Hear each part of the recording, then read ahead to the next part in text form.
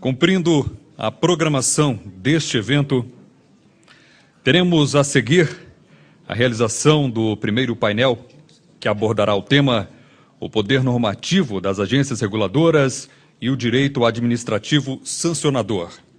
Competência para a criação de infrações e sanções à luz do princípio da legalidade e do devido processo legal. Para coordenar esta atividade, este primeiro painel, já se encontra à mesa o ministro Gilson Dipp, acompanhado do senhor Fábio Medina Osório. Convidamos também para compor esta mesa o palestrante senhor Diogo de Figueiredo Moreira.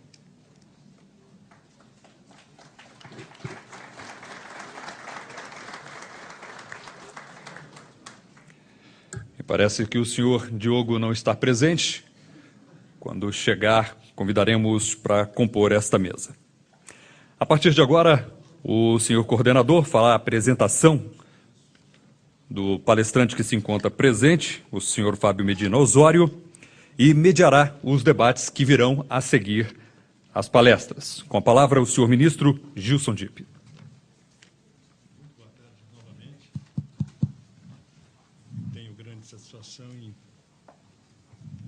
Em dirigir essa mesa de palestras e debates, principalmente pelo fato de ser amigo há muitos anos do professor Fábio Medina Osório.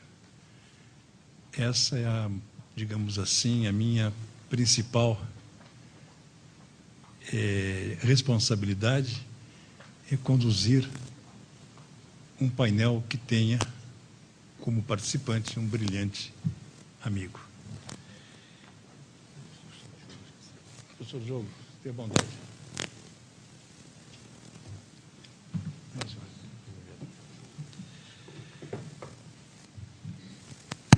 A mesa organizadora diz que cada palestrante tem direito a 20 minutos para a sua apresentação e 30 minutos para os debates que serão formulados por todos os participantes, que deverão encaminhar os seus questionamentos às recepcionistas que estão aqui no auditório.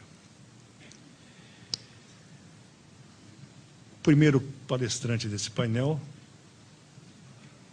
é o professor Diogo de Figueiredo Moreira Neto, professor titular de Direito Administrativo da Universidade Cândido Mendes, advogado e procurador do Estado do Rio de Janeiro.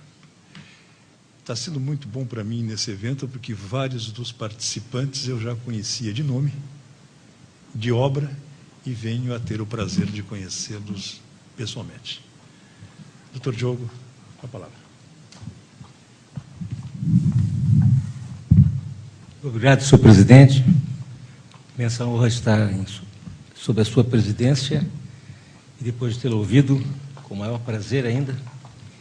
E o tema que me traz aqui é o tema dos limites na atividade sancionadora pública. A importância da sociedade de conhecimento é muito grande na atualidade. Nós sabemos que informação e conhecimento na pós-modernidade significam transformação. Thomas Kuhn já dizia que as revoluções não ocorrem de repente, elas ocorrem por transformações sucessivas, por substituições de paradigmas. Essas substituições de paradigmas, primeiro, têm que entrar na comunidade científica para depois ser absorvida e aí começarem as grandes transformações. Uma dessas grandes transformações, sem dúvida nenhuma, está no campo do direito administrativo, no campo do direito do Estado, de modo geral, em que essa horizontalidade clássica do direito administrativo, do Estado que era colocado em pirâmides, com vários níveis horizontalizados, ele se substitui por um Estado complexo, em que a rede ocupa um espaço importante, como François Host tanto bem nos ensinou. O segundo ponto que podemos dizer que é uma transformação também, um paradigma de transformação, é o progresso da consensualidade, que que muitos oradores aqui já se fizeram referência. E essa benéfica influência na construção dialógica de uma nova sociedade e, consequentemente, de um novo Estado.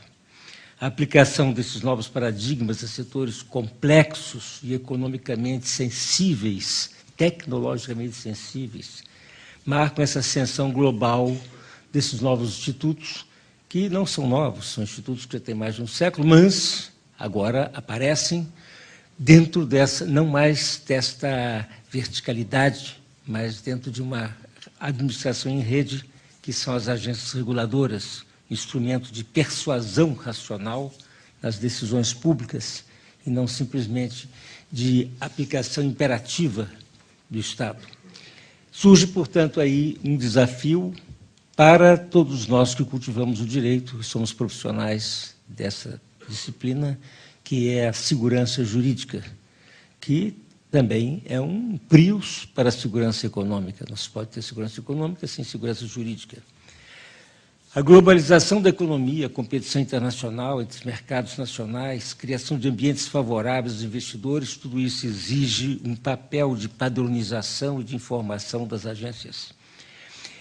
E, principalmente, o papel de moderação, o papel de primeiro nível de solução de conflitos de interesses entre os seus atores, que são todos aqueles que gravitam em torno desses problemas sensíveis das agências. Pois bem, o terceiro aspecto que sobra e que é mais importante aqui é a relação entre o Estado e a sociedade. Aqui nós encontramos a parceria tão bem exposta hoje, realmente uma palavra-chave, porque o Estado deixa de ser simplesmente o diretor da sociedade, o agente diretor da sociedade, para ser um agente que trabalha junto com a sociedade. E o cidadão deixou de ser um súdito para ser realmente cidadão. Não aquela dependência do sul. O cidadão, na verdade, é o dono do poder. O Estado é o agente administrativo do poder. Portanto, o direito administrativo sancionador funciona dentro dessa nova relação de parceria, essa relação em que a imperatividade se substitui, em parte, não totalmente, porque o Estado necessita da coação, mas em parte pelo diálogo, essa função dialógica do Estado contemporâneo. E a importância, portanto, da previsibilidade das decisões, que já existe o direito de longo tempo, mas de decisões racionalmente explicáveis e razoavelmente explicáveis. Não é só a racionalidade, mas a razoabilidade está em jogo.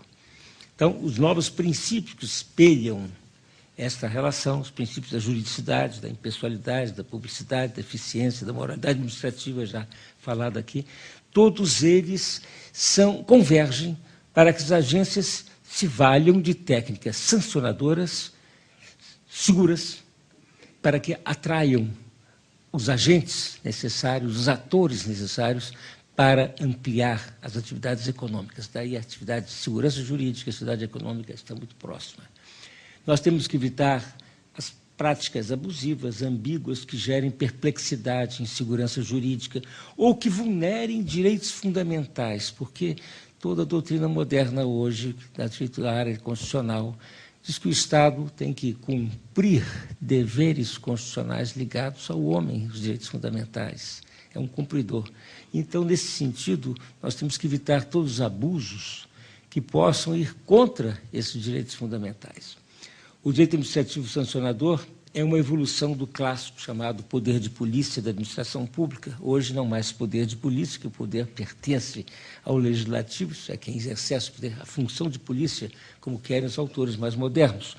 Surge na década de 60, diante de uma linha aberta pelo constitucionalismo introduzido nas cartas italianas de 48 e alemã de 49, do segundo pós-guerra, cartas que abriram uma nova visão, que hoje chama-se de neoconstitucionalismo, se preferem, para distanciar-se do constitucionalismo clássico, que foi utilizado até o fim da Segunda Guerra Mundial.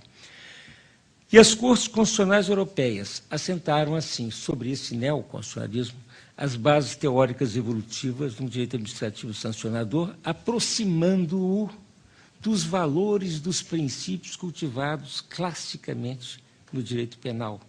Mas, apartando dos termos mais generalistas próprios do antigo conceito de cunho vertical e autoritário do poder de polícia, que tinha sempre o ranço da Revolução Francesa, o ranço que derivou da própria a autoridade do Estado da época.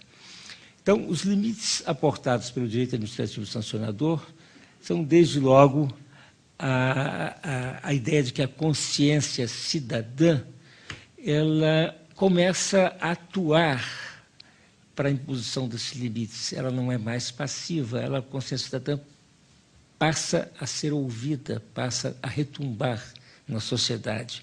Portanto, essa combinação perversa que existia entre discricionariedade e arbítrio, onde era muito difícil distinguir, levaram muito tempo.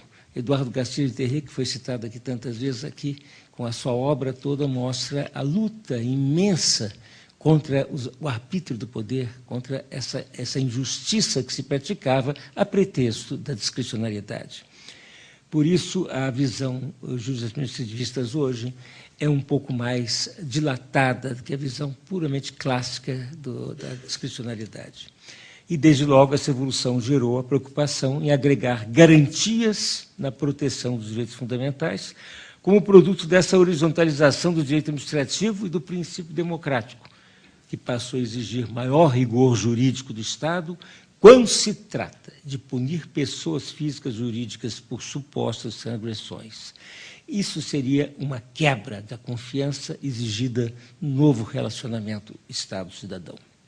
Ora, a instituição de agências reguladoras e o próprio conceito híbrido de regulação, em um primeiro momento, criaram a falsa impressão de que as agências deveriam praticar o poder de polícia como uma espécie de sucessora dos departamentos clássicos da administração piramidal, portanto, sucessora do poder central estatal, que era a visão herdada da Revolução Francesa, portanto, das origens do direito administrativo, sem qualquer diferença substancial, ignorando todos esses aspectos a que me referi. Tornou-se, então, necessário reconstruir o conceito para terminar com essa visão anacrônica, reconstruir o conceito da função sancionadora das agências a partir de uma nova visão do direito administrativo, um direito administrativo pós-moderno, isto é, permeado pelos novos princípios e constitucionalizado em torno dos direitos fundamentais, da realização dos direitos fundamentais. Assim é que os limites para que as agências reguladoras exerçam seu poder normativo estão, num primeiro momento, na própria Constituição e, num segundo momento, nas leis, não sendo possível a agência, no exercício de função regulatória, criar infrações e sanções que extravasem a autorização expressa da Constituição ou da lei, atuando de modo demasiado abstrato, de tal sorte que vulnere o princípio da segurança jurídica e da previsibilidade das proibições. Foram séculos para afirmar que aquele poder que define as transgressões e as sanções não os aplique, e não pode ser o mesmo poder. Violar essa lição imemorial é esquecer completamente a trajetória do direito e a sua aplicação no dia de hoje. No Estado democrático de direito, o Poder Executivo e, assim, as agências reguladoras que conformam seu complexo orgânico se sujeita, como diz a Constituição alemã, à lei e ao direito, Gesetz und Recht, ou, como está na Constituição espanhola, la ley y el derecho, que são coisas diferentes, se bem que conjugadas. Mas isso não é a imposição de uma sujeitão paralisante, absolutamente, ao contrário. É uma vinculação legitimante, e essa legitimação é criativa. Essa legitimação é que possibilita a criação da confiança. Aquela confiança que Alain Peyrefitte diz que é o cimento das civilizações. Portanto, a busca da confiança é a busca da raiz da segurança legítima. Doutrina e jurisprudência convergem hoje quanto a esse entendimento, como nos dois seguintes exemplos que eu vou dar para terminar essa pequena apresentação. Primeiro, o exemplo da doutrina. E na doutrina é suficiente a lição do meu mestre, o mestre de Fábio, Eduardo Garcia de Terria, quando distingue a norma legal da norma administrativa.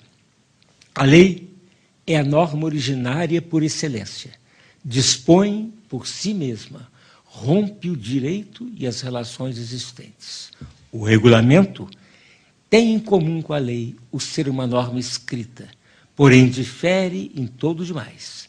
Desta nota comum, poucos caracteres genéricos podem derivar-se, o próprio do regulamento. O que separa definitivamente da lei é que uma norma secundária, subalterna, inferior e complementar à lei, obra da administração, como todos os produtos administrativos, ou regulamento, é uma norma necessitada de justificação, caso por caso, condicionada com possibilidades limitadas e taxadas livremente justiciável pelos juízes.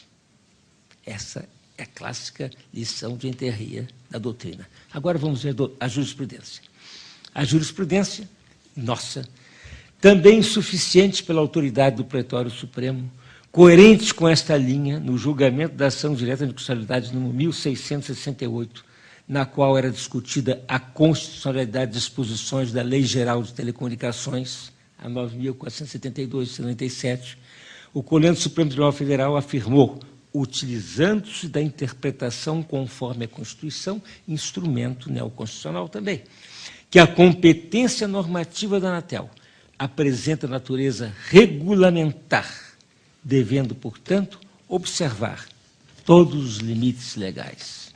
Portanto, a perfeita coincidência entre a visão, vamos dizer, internacional do direito, comparativa do direito, a doutrina altamente qualificada do Garcia de Enterria e as decisões do Supremo. E creio que a conclusão, senhores, que eu chego aqui, é que estas são algumas notas fundamentais, keynotes, né? Importante trabalho que esse seminário do IED vai desenvolver. E, em boa hora, nos está proposto, porque coincide com o auspicioso momento em que o país já se reputa monetariamente confiável, e como a confiança, e aqui lembro novamente Alain Perrefit, é esse cimento das civilizações. O nosso desafio agora é demonstrarmos que alcançamos um investment grade também na confiança jurídica. Muito obrigado.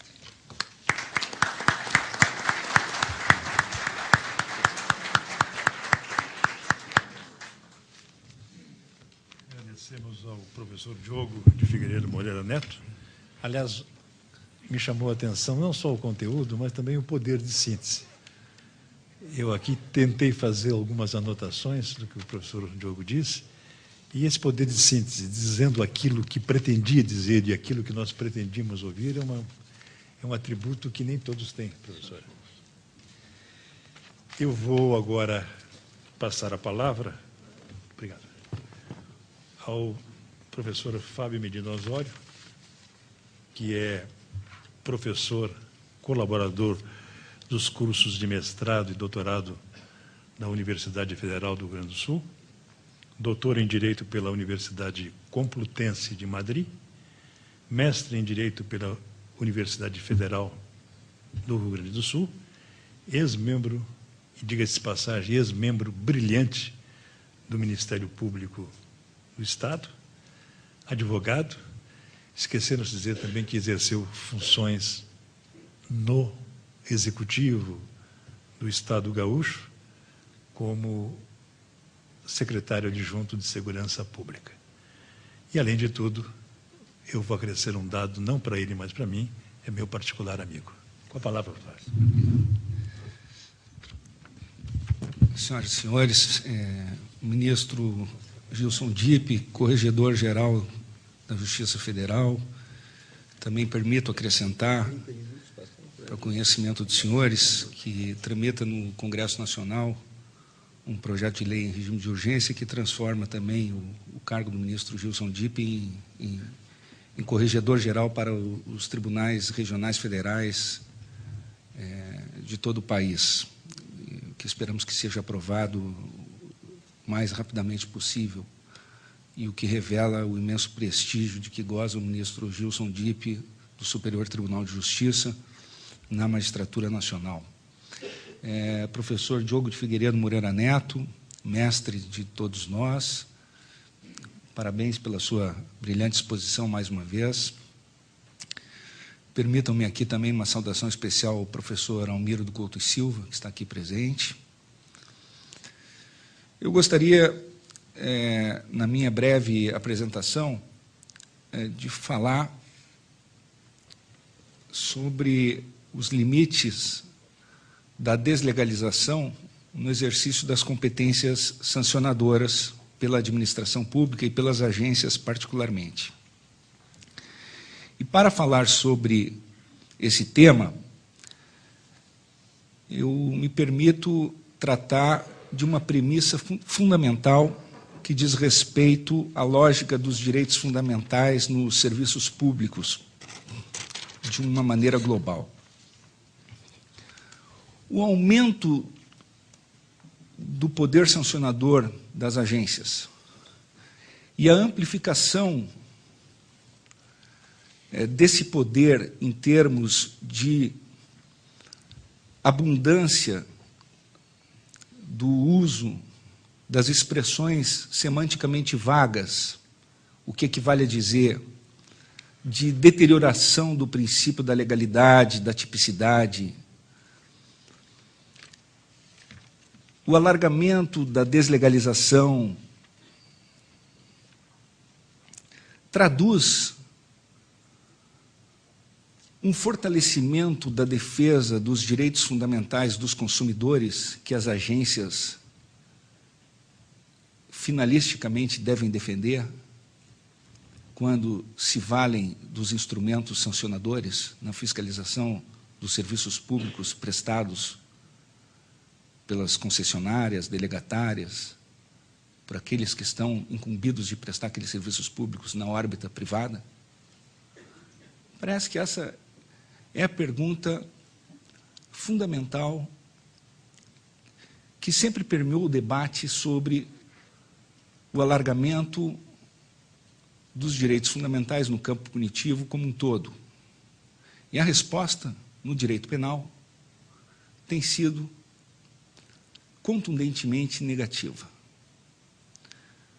No cenário europeu, no cenário que tem inspirado a evolução da dogmática de toda a cultura continental europeia, de que se vale também como inspiração o direito brasileiro. Não necessariamente a cultura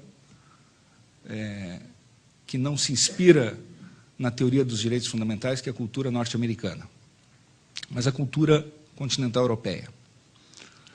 Ou seja, o alargamento do direito punitivo, a deterioração dos direitos fundamentais dos acusados em geral, a vulneração do princípio da tipicidade, da legalidade, a deslegalização, não traduzem ferramentas que conduzem necessariamente à defesa dos direitos fundamentais das vítimas atingidas pelos ilícitos. Ou não traduz a redução dos ilícitos em si mesmos. Essa correlação ela não existe. Então, há outras ferramentas que conduzem à redução dos ilícitos, mas estas não traduzem a redução dos ilícitos.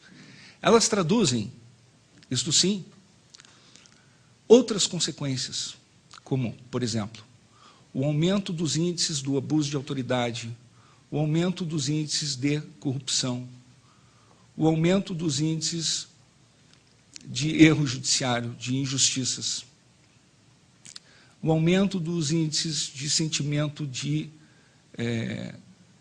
falta de credibilidade das instituições, mas não acarreta aumento dos indicadores de eficiência das instituições.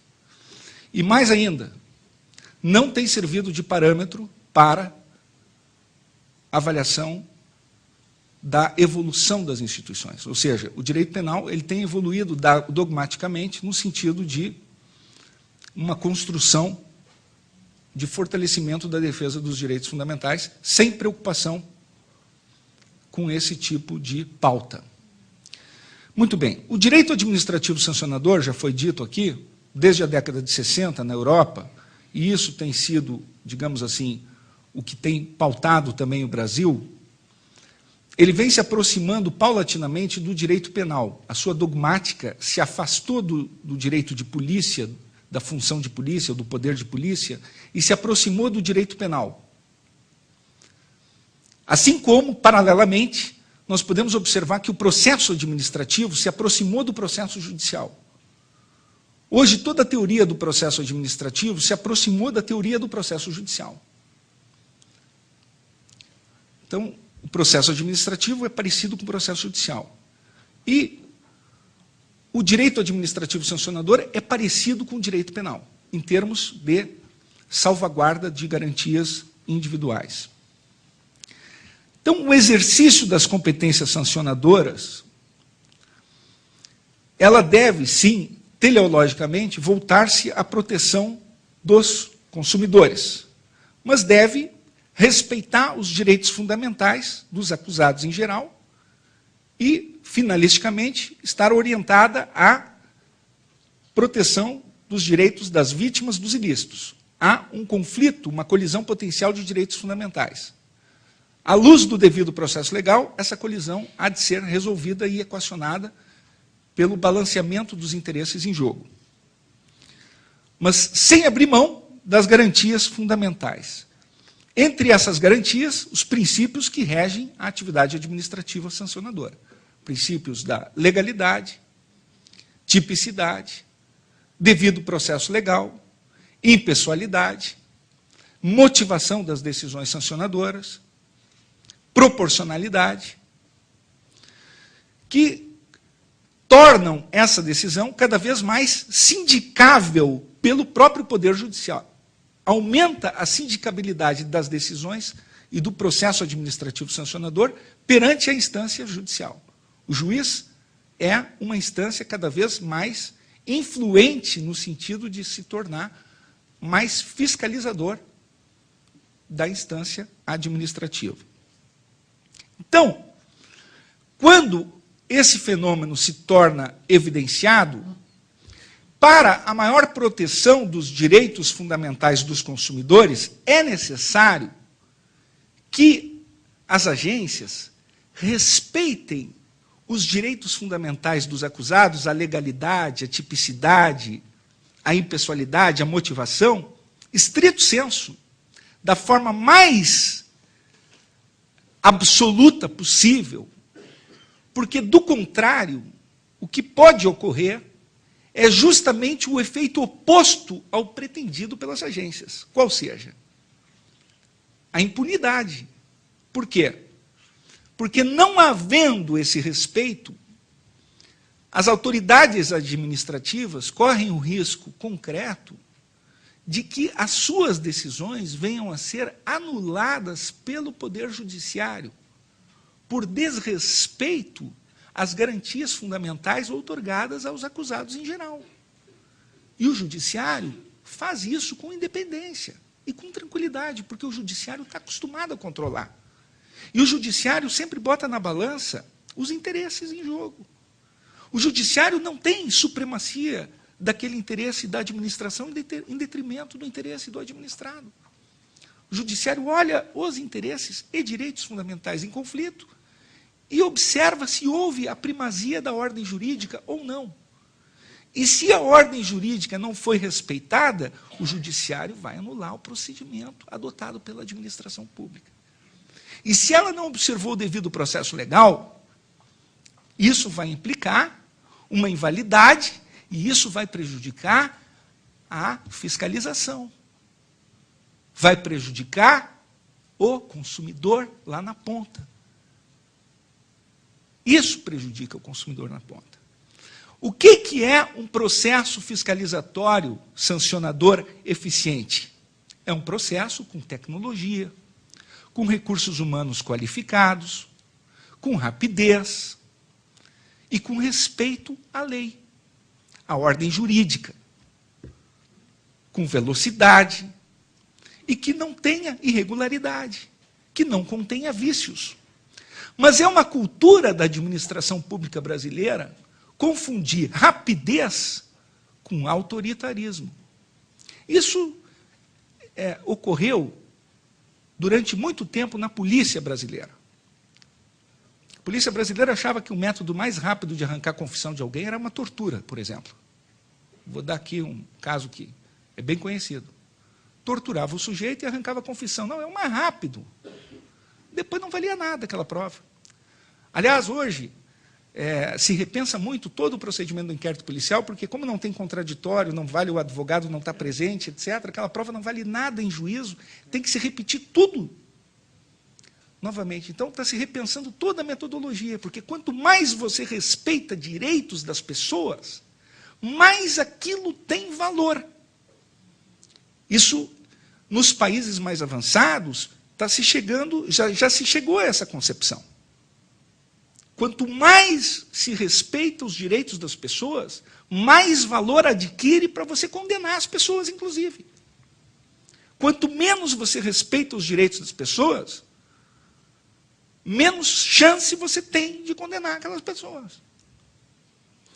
Então, quanto maior o espaço que você dá para um agente público, e aquela preocupação que foi manifestada brilhantemente pelo ministro Gilson Dipp, para ele se movimentar sem limite nem na lei, nem nas normas, nem em lugar nenhum, quanto maior o espaço para o arbítrio, maior o espaço para a corrupção, para a transgressão, o que é extremamente preocupante. Eu diria, a lei é o parâmetro de limitação. O parâmetro de eficiência é a tecnologia e é a qualificação dos recursos humanos. A lei é o parâmetro de limitação que dá balizadores que podem ser preenchidos pelas normas administrativas. O que não pode ocorrer é que as normas administrativas se desgarrem da lei e criem elas próprias parâmetros autônomos, como, lamentavelmente, é comum acontecer no âmbito das administrações públicas como um todo em nosso país, não apenas nas agências.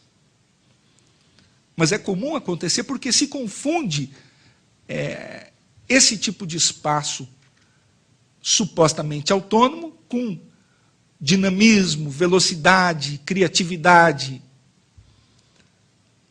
liberdade, quando do que se trata é de respeito ao império do Estado de Direito e de um paradigma moderno, ainda vigente,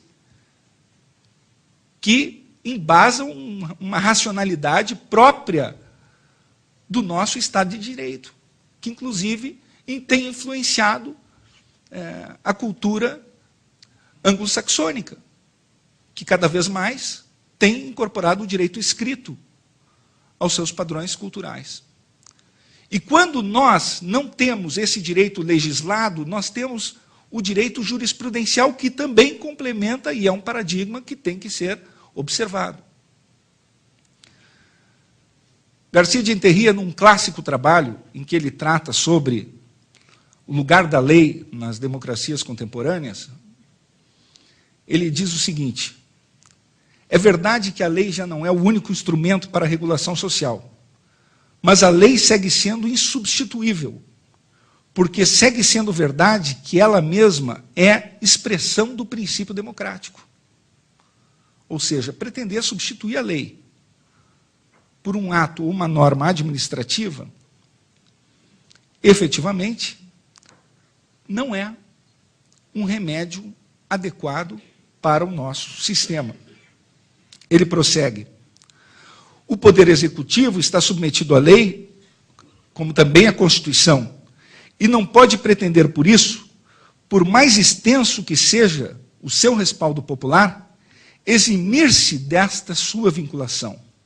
O que significa dizer, da vinculação ao próprio juiz, que é o seu instrumento indissociável. Vincular-se à lei é vincular-se ao controle jurisdicional. E o controle jurisdicional hoje, se nós levarmos em consideração a amplitude é um controle que alcança controle de legalidade, de impessoalidade, de moralidade, de razoabilidade, e que exige das autoridades administrativas uma vinculação com a ordem jurídica, com transparência, com prestação de contas, porque a relação das autoridades administrativas com a população, a sociedade e a cidadania é uma relação de confiança, de trust. É uma relação que envolve uma necessária prestação de contas através desta vinculação com a ordem jurídica, através da fundamentação das suas decisões públicas e que devem ater-se à ordem jurídica, ao princípio da legalidade, à juridicidade, de tal sorte que a controlabilidade jurisdicional possa verificar a correção do agir administrativo. Em síntese,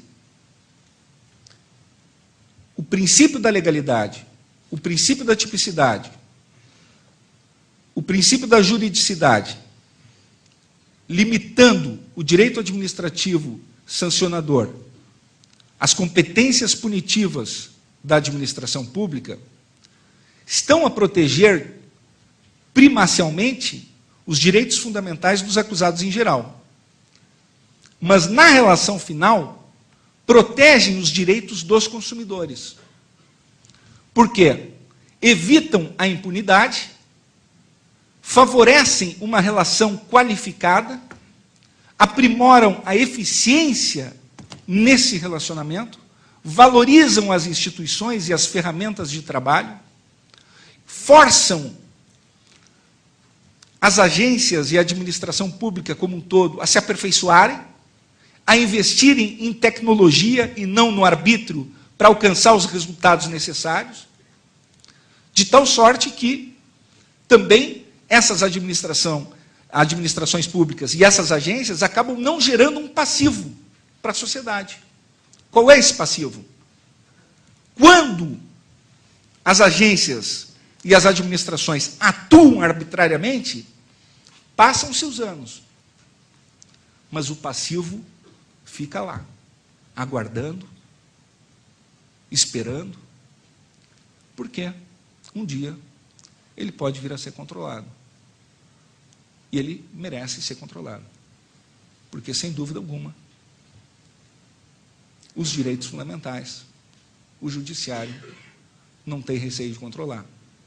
Na medida em que, já dizia o nosso mestre, professor Eduardo Garcia de Interria, num trabalho dos anos 50, sobre as imunidades do poder, foi um trabalho clássico na Espanha, em todo o direito administrativo europeu, a luta contra as imunidades do poder, e um seminário como esse, em que efetivamente nós aceitamos o desafio da Fibratel, aceitamos o desafio e congregamos pessoas absolutamente independentes, que pensam e que têm suas próprias ideias, mas que há um ideário comum por trás, no sentido de que a luta contra as imunidades do poder envolve, sim, a mobilização da sociedade civil organizada, como aconteceu na Espanha, como vem acontecendo no Brasil. A luta pelo fortalecimento das agências reguladoras. A luta pela revitalização das agências reguladoras, por agências reguladoras independentes, fortes, técnicas, que tenham capacidade de resolver os problemas e que tenham um direito administrativo sancionador comprometido com eficiência, com resultados, com direitos fundamentais, com quebra de imunidades de agentes públicos e com o conjunto da cidadania e não apenas com segmentos preocupados em encontrar atalhos ou facilidades para exercer o arbítrio. Com essas considerações, eu finalizo dentro do tempo que me foi proposto e, mais uma vez, Agradeço a presença de todos que valorizam e estão abrilhantando esse evento. Muito obrigado.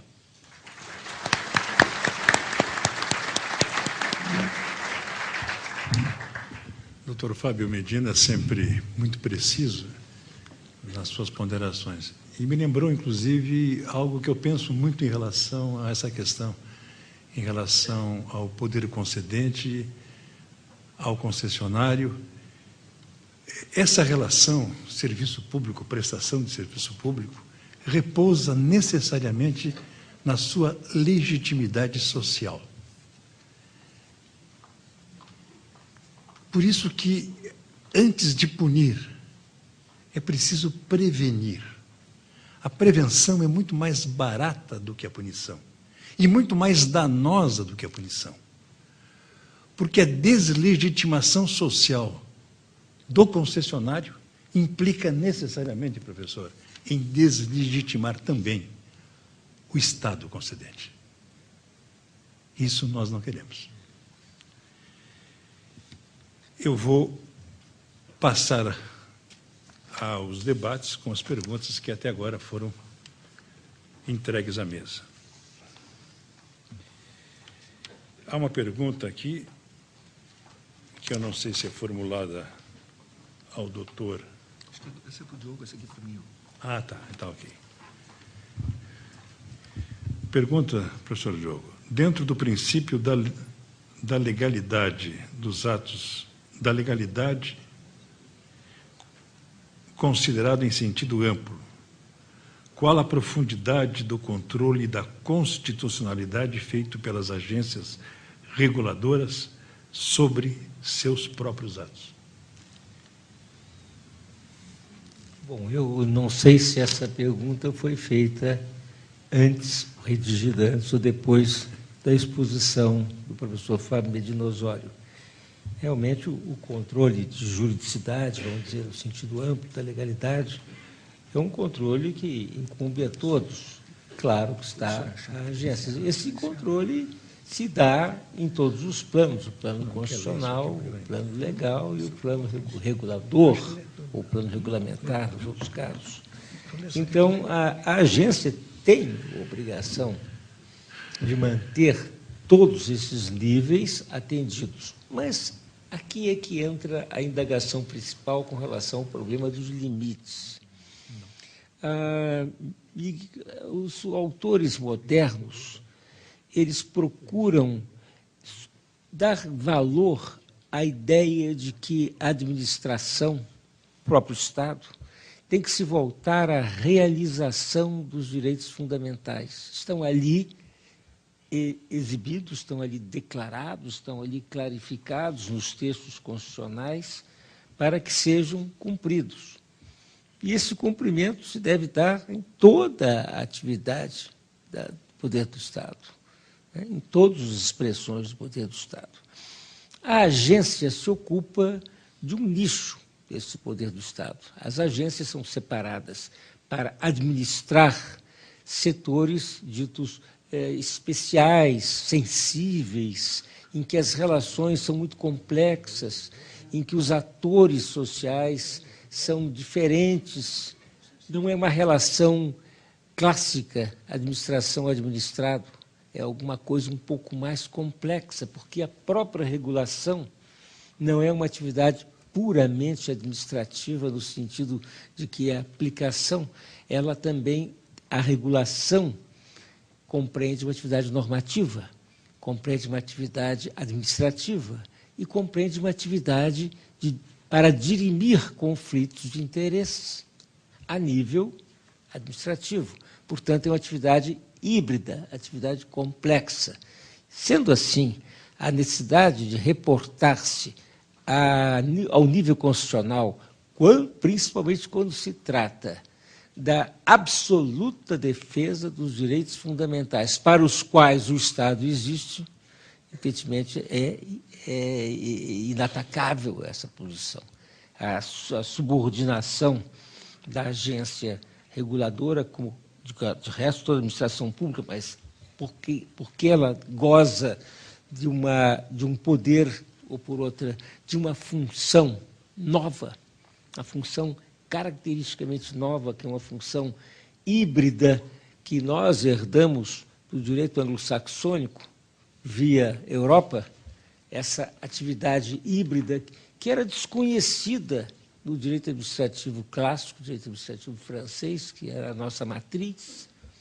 Essa nova maneira de administrar, ao mesmo tempo formulando regras, porque essas atividades especiais, essas atividades sensíveis, são aquelas que são modificadas a todo momento por regras técnicas, portanto, densamente permeada de problemas tecnológicos que têm que ser solucionados imediatamente. Não pode esperar a atividade congressual dos grandes parlamentos, a lerdeza dos parlamentos e até mesmo uma certa dificuldade dos parlamentos em atender a esses aspectos específicos. Portanto, para que isso não fique na área do regulamento, passa para a área da regulação. A regulação é dialógica, justamente porque é necessário ouvir todos os setores e resolver o mais rapidamente possível no sentido de uma convergência, no sentido de uma concordância, no sentido de uma consistência da decisão com aquele tipo de problema. Consequentemente, nessa atividade híbrida, essa atividade complexa, a visão constitucional tem que ser muito mais presente que na atividade administrativa clássica, regulamentar ou meramente aplicativa do direito, a atividade simplesmente da discricionariedade da função de polícia. Vai muito mais além disso.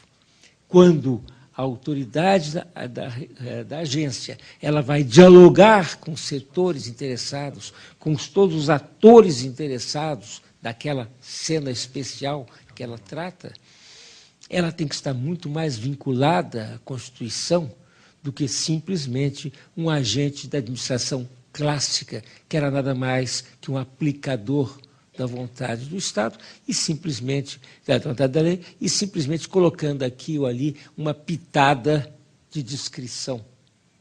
Não, vai mais além. O diálogo, a aproximação, a busca da solução consensual é aquela que precisa, que necessita que o administrador esteja cada vez mais atento, administrador da regulação, ao seu aspecto constitucional, à sua missão constitucional. Daí essa independência. A independência não é só puramente técnica, ele também tem que interpretar naquele momento a sua função constitucional. Alguma coisa muito próxima do que o ministro Dipp falou. Tem que ter um sentido de justiça, de moralidade muito próprio, porque senão ele escapa daquilo para tentar impor impositivamente soluções que não são aquelas que estejam de acordo com o consumidor, com o mercado, com os fornecedores, enfim, com aquela multiplicidade de atores que ele tem que regular. Essa vinculação, sem dúvida nenhuma, senhor inquisitor, é fundamental para a regulação. Permito-me fazer um registro, que já foi feito parcialmente, mas estão presentes na plateia o professor Almiro do Couto e Silva, que foi meu professor de Direito Administrativo na Faculdade de Direito da Universidade Federal do Rio Grande do Sul. E também o doutor Juarez Azevedo, que é professor na Faculdade de Direito de Passo Fundo, minha cidade natal. Sejam bem-vindos ambos, com os meus respeitos.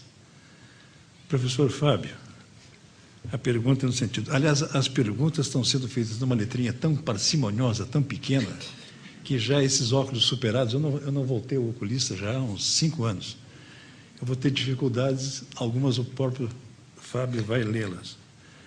Nessa comparação entre direito processual penal e direito sancionador, seria razoável se a aplicação de institutos como a suspensão condicional do processo e a transação no processo apuratório da administração? E o princípio da indisponibilidade do interesse público. A pergunta é da Procuradora Federal, doutora Flávia Tavares. Rapidamente, para viabilizar as outras perguntas, eu diria o seguinte: essa analogia ela não cabe quando tem um tratamento específico num ou no outro lugar, né? Então, até porque no direito administrativo sancionador, muitas vezes tem o chamado acordo de leniência, ou tem previsão específica com a perspectiva do acordo no processo punitivo, na esfera administrativa. Quando não tem essa perspectiva, daí não cabe. O Instituto da Suspensão do Processo, por exemplo, na Lei 9.099, Lei dos Juizados Especiais Criminais, né, ilícitos de menor potencial ofensivo na esfera criminal, então já é um tratamento muito específico, então não tem cabimento aplicá-lo para a instância administrativa. Então, não é uma analogia irrestrita. O que se tem é a aplicação simétrica dos princípios penais ao direito administrativo sancionador, por força da cláusula constitucional do devido processo legal aplicável a ambos, por força da aplicação de cláusulas constitucionais comuns, cláusulas constitucionais que são comuns ao direito público punitivo. E não vamos esquecer que existem também cláusulas constitucionais próprias do direito administrativo, que regem a atividade administrativa sancionadora, como os princípios constitucionais da legalidade, da impessoalidade, da eficiência, que também vão limitar a atividade punitiva da administração pública. E é por aí que se limita e que se constroem as cláusulas garantistas do chamado direito administrativo sancionador. É na base desse conjunto de direitos fundamentais relacionados tanto a cláusulas específicas do direito administrativo constitucional, quanto a cláusulas comuns ao direito público punitivo constitucionalizado. Mas isso não significa dizer que toda e qualquer norma do direito penal se aplica ao direito administrativo sancionador. Tem uma pergunta aqui que não é endereçada a nenhum dos palestrantes, mas qualquer um poderá responder.